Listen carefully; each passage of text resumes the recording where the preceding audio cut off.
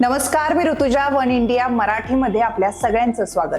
हिवाळा म्हटलं तर थंड वातावरण. या हंगामात दिवाळीनंतर थंडी वाढते. हिवाळ्यातील वातावरणाचा मानवी शरीरावर फार पटकन परिणाम होतो.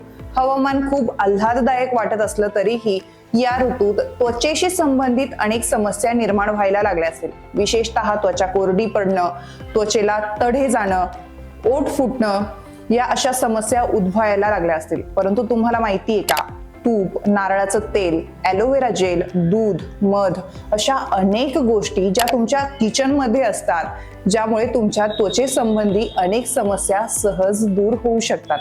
आता या सगळ्या समस्यांपासून वाचण्यासाठी तुम्हाला घरातल्या घरात बऱ्याच उपाययोजना करता येऊ शकतात. आता आपण पाहूयात तुम्हाला नेमकं काय काय करता येऊ शकतं. नमस्कार, मी ऋतुजा वन इंडिया मराठीमध्ये आपल्या सगळ्यांचं स्वागत. आपल्या सगळ्यांच्याच घरात तूप तर असतंच. तुपात अनेक गुणधर्म आहेत जे शरीरासाठी आणि त्वचेसाठी फार प्रभावीपणे काम करतात. मंडळी, तुमची त्वचा जर कोरडी झाली असेल तर थोडंसं तूप घेऊन ते त्वचेवर लावा. 10 ते 15 मिनिटं राहू द्या आणि नंतर कोमट पाण्याने धुवून टाका.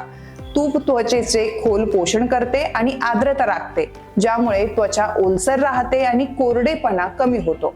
नारळाचं तेल. हिवाळ्यात खोबरेल तेल हलकं गरम करून चेहऱ्याला लावा आणि शरीराला मसाज केल्याने कोरडेपणा कमी होतो. नारळाचं तेल त्वचेत खोलवर प्रवेश करतं आणि ओलावा टिकून ठेवतं. Aloe vera gel. चेहऱ्यावर ॲलोवेरा जेल लावा आणि 15 ते 20 मिनिटं राहू द्या.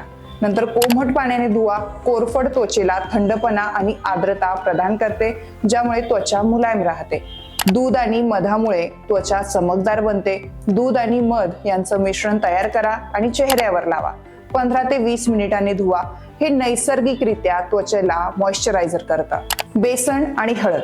बेसन, हळद आणि दूध यांची पेस्ट बनवून चेहऱ्यावर लावा. 10 ते 15 मिनिटांनी धुवा. ते त्वचेचे डिटॉक्सिफिकेशन कमी करतं आणि कोरडेपणापासून आराम देतं.